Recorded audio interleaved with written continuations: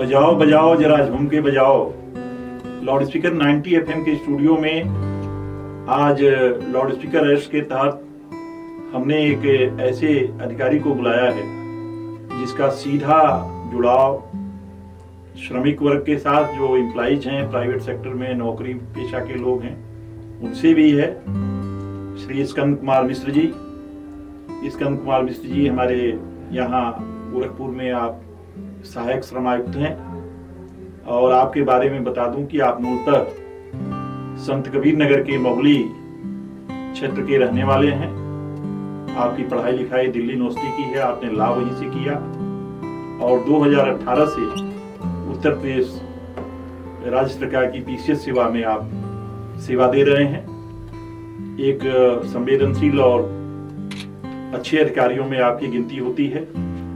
तो loud speaker 90 FM के studio में अपने दर्शकों और श्रोताओं की ओर से स्कंद कुमार मिश्र जी का हम हार्दिक अभिनंदन करते हैं। आप बहुत सारे लोग जो हमारे इस कार्यक्रम से जुड़े हुए हैं, बहुत सारे रेडियो के हमारे जो श्रोता हैं और यूट्यूब पे भी हमें देखते रहते हैं, तो उनके मन में भी बहुत सारा सवाल ये आते हैं कि श्रमिक वर्ग के लिए क्या योजनाएं सरकार चला रही है।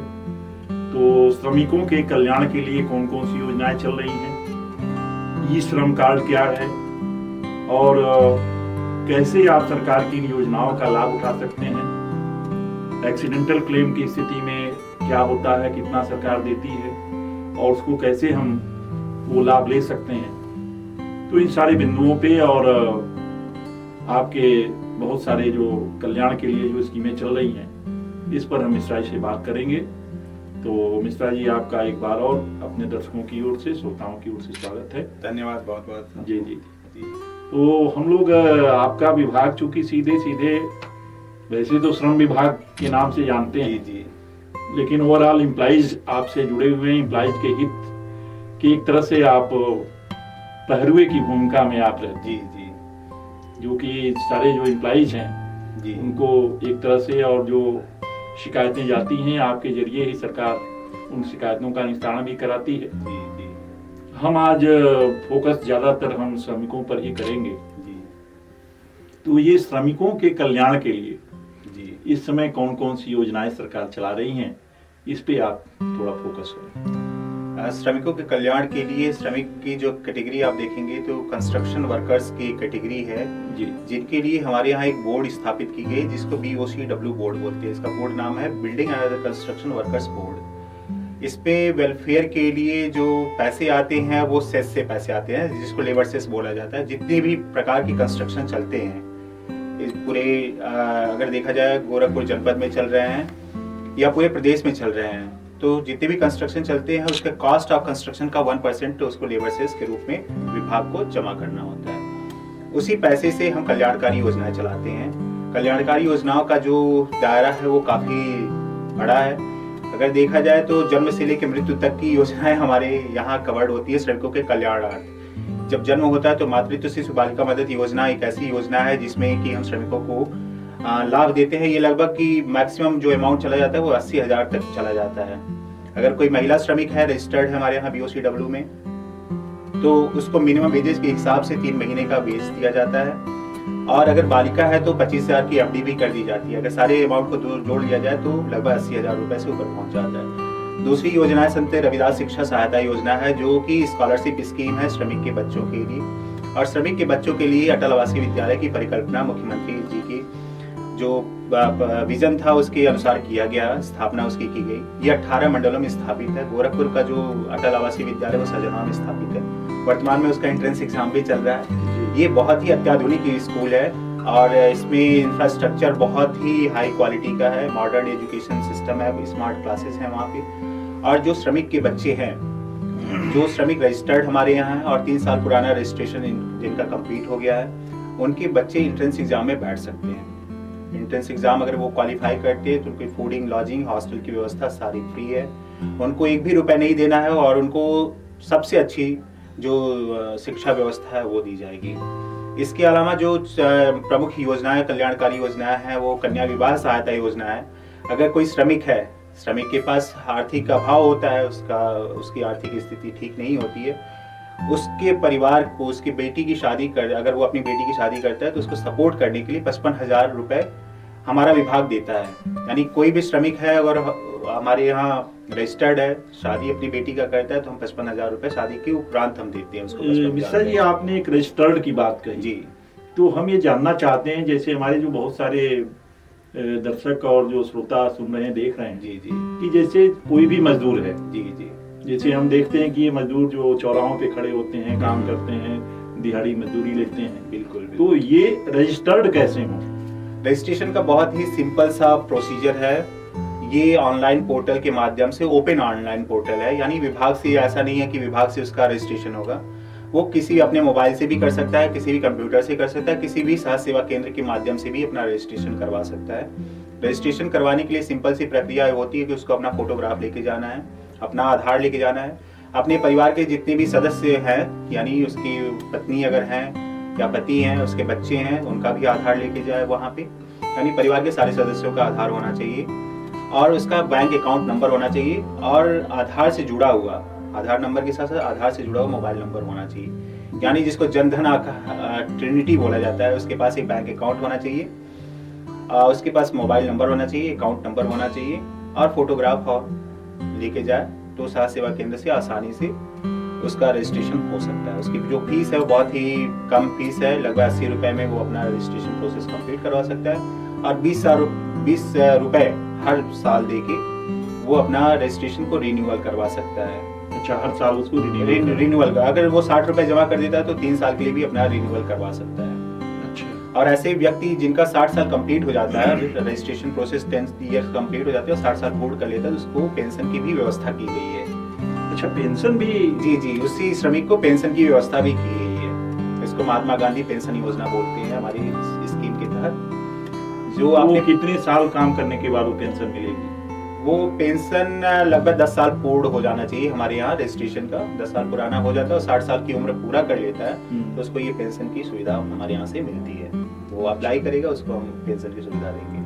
कितना देते होंगे लगभग पेंशन? पेंशन का वर्तमान में जो धनराशि है लगभग वो 1,000 रुपए है। 1,000 से वो भविष्य में बढ़ भी सकता है। जी जी जी। तो लगभग ये 3,000 तक भी पहुँच सकता है। अच्छा, मेडिकल वगैरह के लिए भी कुछ इनको, स्वास्थ्य के लिए? बिल्कुल, मेडिकल के लिए हमारे यहाँ गंभीर बीमारी सहायता योजना चल रही है। बीच में हमने आयुष्मान कार्ड भी बनाने की जो व्यवस्था थी उसको शुरू किया था हमारे विभाग ने, जो रजिस्टर्ड वर्कर्स थे, लेकिन उसको डिसकंटिन्यू कर दिया गया। लेकिन गंभीर बीमारी सहायता योजना हमारे यहाँ एक ऐसी व्यवस्था है जिसके तहत अगर कोई श्रमिक है और उसको गंभीर बीमारी से वो ग्रसित है तो अपने इलाज का वो एस्टीमेट, किसी भी अस्पताल में इलाज करवा रहे, इलाज का एस्टीमेट अस्पताल से बनवा ले, और जो जितने पैसे का एस्टीमेट उसका गंभीर बीमारी में, जैसे किडनी ट्रांसप्लांट के लिए हो गया, लीवर ट्रांसप्लांट के लिए हो गया, ये सारी चीजें कवर्ड है वहाँ पे, कैंसर की ट्रीटमेंट हो गई, ये सारी चीजें कवर्ड है। तो एस्टीमेट अस्पताल से बनवा ले तो हमारा विभाग उस एस्टिमेटेड अमाउंट को अस्पताल में जमा कर देगा, और जिससे कि उस व्यक्ति का इलाज सुचारू रूप से चलता रहेगा। तो ये बहुत ही अच्छी योजना है जी। इसके साथ साथ जो योजनाएं हमारे विभाग की हैं उसमें ये है कि मजदूर अगर कहीं काम कर रहा है तो खतरे से खाली नहीं रहता कोई भी जगह। उसके साथ घटना दुर्घटना हो सकती है। अगर वो रजिस्टर्ड हमारे यहाँ है तो उसको लगभग 2 लाख से 5 लाख रुपए की धनराशि मिलती है। अगर उसके साथ घटना दुर्घटना हो जाती है, जैसे विकलांगता की स्थिति में उसको 2 लाख रुपए की राशि मिलती है, लेकिन अगर उसकी मृत्यु हो जाती है काम करते समय तो 5 लाख की धनराशि हमारे विभाग से मिलती है। इसके अलावा जो आप धनराशि की बात कर रहे हैं कि कंपनसेशन अमाउंट उसको किस तरीके से मिलती है, तो इसके अलावा वो हमारे यहाँ केस भी लगा सकता है। एक हमारे यहाँ जो प्राधिकारी होते हैं, डिप्टी लेबर कमिश्नर या असिस्टेंट लेबर कमिश्नर, जिनका 5 साल पूर्ण हो जाता है, उनके पास ये श्रमिक अपना केस लगा सकते हैं, और केस लगाने के बाद वो न्यायालय की तरह वो केस चलता है, और वहाँ पे जो कंपनसेशन की अमाउंट डिसाइड की जाती है वो अलग से मिलता है। तो ये 5 लाख रुपए अलग से मिलेगा, लेकिन वो धनराशि कंपनसेशन का अलग से मिलेगा।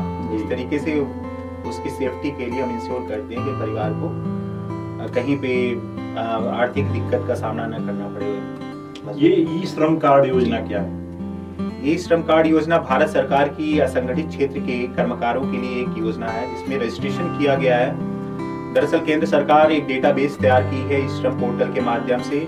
जितने भी लोग असंगठित क्षेत्र में काम कर रहे हैं, सारे लोग अपने उसमें रजिस्ट्रेशन आप ओपन पोर्टल से कर सकते हैं। इसमें भी वही सारी चीज़ें डॉक्यूमेंट्स की ज़रूरत होती है, जिसमें जॉइंट ट्रिनिटी जिसको बोला जाता है, अकाउंट नंबर होना चाहिए, उसमें आधार नंबर होना चाहिए, मोबाइल नंबर होना चाहिए, यही सारी चीज़ें की आवश्यकता होती है।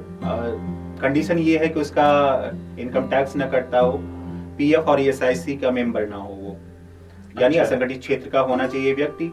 और अगर वो रजिस्टर्ड कर लिया गया तो केंद्र सरकार चाह रही है कि कुछ योजनाएं जो भी हैं केंद्र सरकार से संचालित, वो ई श्रम पोर्टल से उसको ई श्रम डेटाबेस से उसको मर्जर कर देगी, यानी उस पर आधारित हो जाएगा। जैसे कि वर्तमान में आप देखेंगे कि राशन कार्ड जिन लोगों का नहीं बनाया, तो ई श्रम डेटा को राशन कार्ड होल्डर्स डेटा को दोनों को फिल्टर किया जा रहा है, और जिन लोगों का ई श्रम कार्ड में नहीं बना हुआ है राशन कार्ड, उनको भी आच्छादित किया जा रहा है, यानी सुचारू रूप से फूड फॉर एवरीवन इसको इम्प्लीमेंट करने के लिए भी ई श्रम डेटा का इस्तेमाल किया जा रहा है। तो जैसे जिसने आपके यहाँ से जो रजिस्टर्ड है जी, तो उसको ई श्रम कार्ड का फायदा मिलेगा कि नहीं मिलेगा? बिल्कुल मिलेगा। या उसको अलग से रजिस्ट्रेशन कराना होगा? नहीं, ई श्रम और बीओसीडब्ल्यू रजिस्ट्रेशन ये अलग अलग है। अच्छा। बीओसीडब्ल्यू रजिस्ट्रेशन आपको करवाना पड़ेगा अगर कोई व्यक्ति निर्माण श्रमिक है तो जी। लेकिन ई श्रम का कैटेगरी जो असंगठित क्षेत्र का है वो काफी बड़ा है, यानी एक कंस्ट्रक्शन वर्कर भी ई श्रम का रजिस्ट्रेशन करवा सकता है। तो वो केंद्र सरकार की योजना है, ये राज्य सरकार की योजना बीओसीडब्ल्यू है, ई श्रम केंद्र सरकार की योजना है। तो केंद्र सरकार की में आपको रजिस्ट्रेशन करवाना आवश्यक होता है ई श्रम का यदि लाभ पाना है। ई श्रम में जो सबसे महत्वपूर्ण अभी भारत सरकार ने योजना उसको लाभ देने की शुरुआत की है, उसको कहते हैं एक्सग्रेसिया। एक्सग्रेसिया में ये है कि अगर व्यक्ति का डेथ एक पर्टिकुलर पीरियड में जो भारत सरकार ने निर्धारित किया उसमें हो जाता है, या उसके एक्सीडेंट हो जाती है, डिसेबिलिटी हो जाती है, तो उसको 2 लाख तक की अमाउंट केंद्र सरकार देगी। उसके लिए हमारा विभाग उसकी जांच करता है, डीएम सर के द्वारा उसकी अप्रूवल की जाती है, फिर केंद्र सरकार को फॉरवर्ड कर दिया जाता है। तो इस तरीके से लगभग हमने 10 लोगों को चिन्हित किया, 10 लोगों को लाभ फॉरवर्ड कर दिया, 1 लोगों को लाभ मिल भी चुका है। अच्छा, ई श्रम कार्ड। जी जी, तो केंद्र सरकार की एक बहुत अच्छी पहल है ये। इसमें कोई एज की क्राइटेरिया है क्या?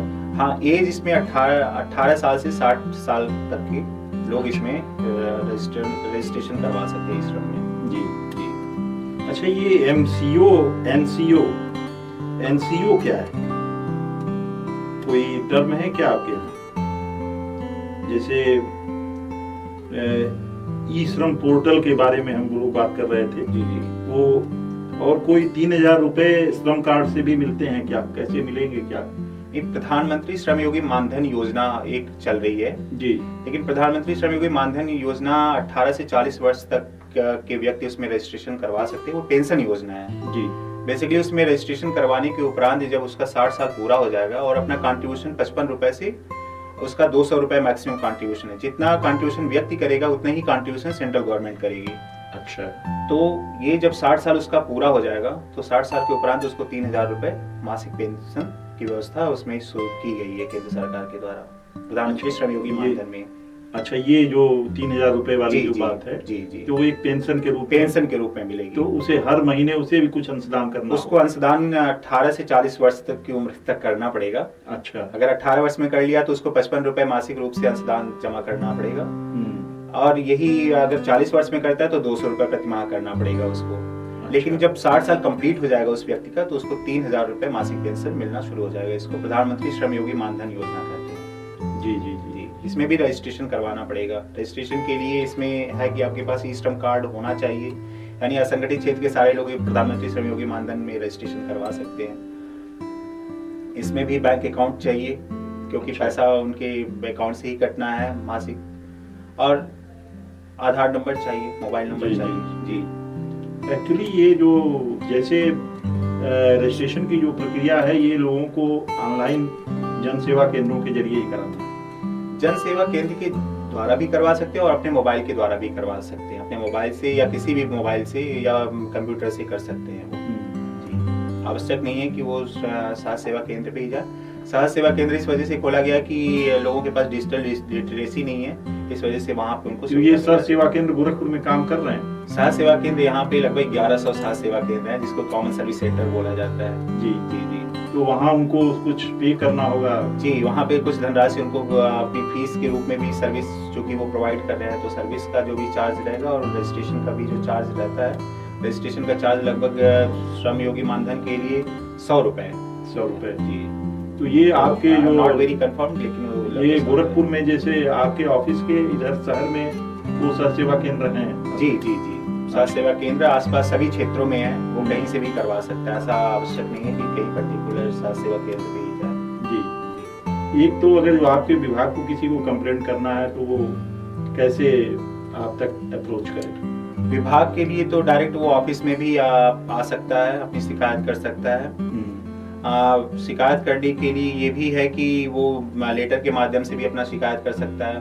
पोर्टल्स भी होते हैं, जब कोई ऐसी कंप्लेंट होती है जैसे IGRS आजकल चल रही है, इंटीग्रेटेड ग्रीवेंस रेड्रेसल सिस्टम, उसके माध्यम से भी कर सकता है। फोन के माध्यम से भी वो कर सकता है। अच्छा। फोन अगर वो कोई हेल्पलाइन का नंबर भी है क्या आपका, जिस पे हेल्पलाइन की व्यवस्था अभी नहीं है हमारे अच्छा। यहाँ, लेकिन वो ऑफिस चूंकि एक्सेसिबल है तो वहाँ पे अपनी शिकायत दर्ज कर सकता है। कर सकता है? जी। अच्छा, ये बाल श्रम विभाग भी आपके पास ही, बाल श्रम को बाल श्रम उन्मूलन हमारे जी। विभाग का मुख्य उद्देश्य है।